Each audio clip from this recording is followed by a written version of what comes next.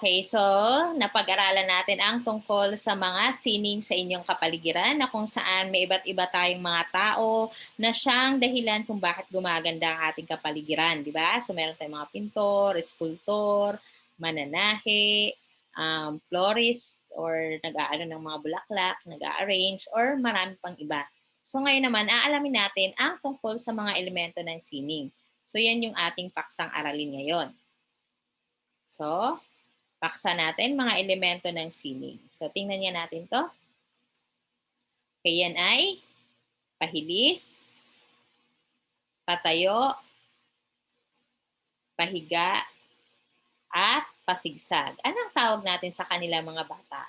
So, sila ang mga linyang tuwid.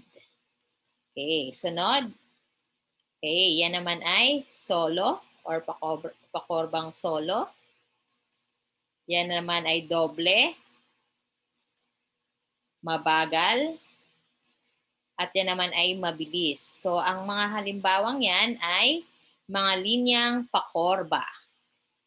Okay, so tandaan, ang linya ay nagpapakita ng palatandaan ng direksyon, orientasyon, o mosyon ng isang likha. So, ang mga linyang yan ay nagpapakita ng direksyon kung saan tayo pupunta, no? Kung mabagal ba or mabilis ba. Kasi 'di ba may mga simbolo tayo. So yun yung gamit ng mga iba't ibang linya. Susunod naman, dumako tayo sa mga hugis. Kaya yan ay bilog, tatsulok, yan naman ay bilohaba, parisukat, at parihaba. So yan ang iba't ibang hugis natin. So ano nga ba ang hugis? So, ang hugis, ito ay mga nakikita at napipisil na mga anyo, korte, forma, figura, o tabas ng anumang bagay. Okay, so tandaan na, may linya na tayo, may hugis na. Sunod, ano kaya? Okay, ano nakikita niyo dyan mga bata? Okay, yan ay nasa beach. Anong nakikita ninyo? May kulay ba? Pansin ba ninyo? Okay, maganda ba tingnan kung wala tayong kulay?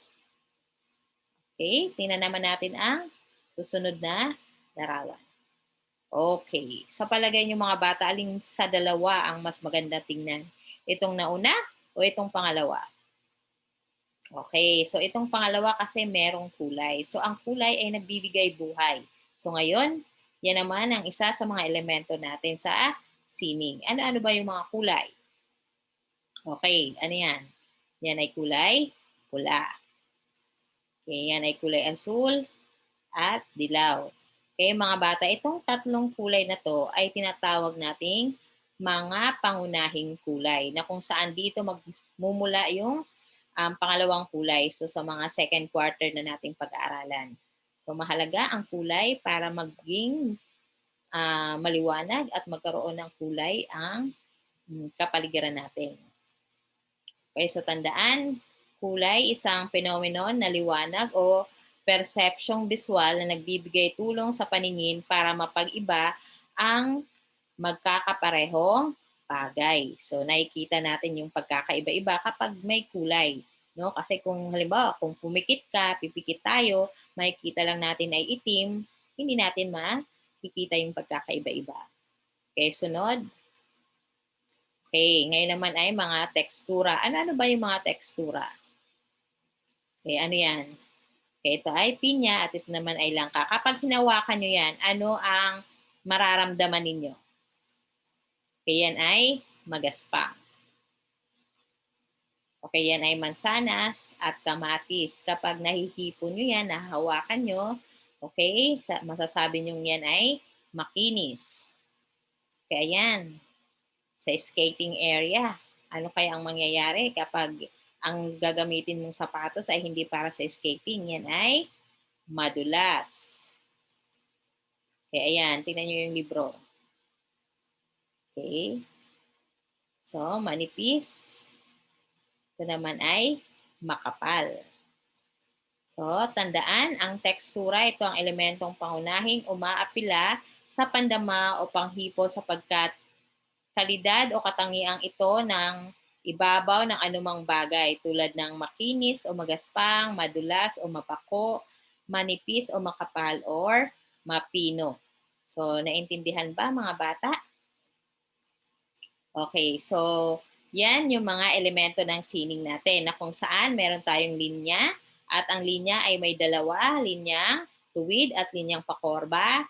Meron tayong mga hugis at meron tayong kulay at tekstura. So sa paggawa ng isang sining ay dapat nating alam ang mga elementong yan para mas mapaganda pa ang ating ginagawa. So naintindihan ba mga bata ang mga elemento sa sining? Okay, so hanggang sa muli, isang mapagpalang araw sa ating lahat.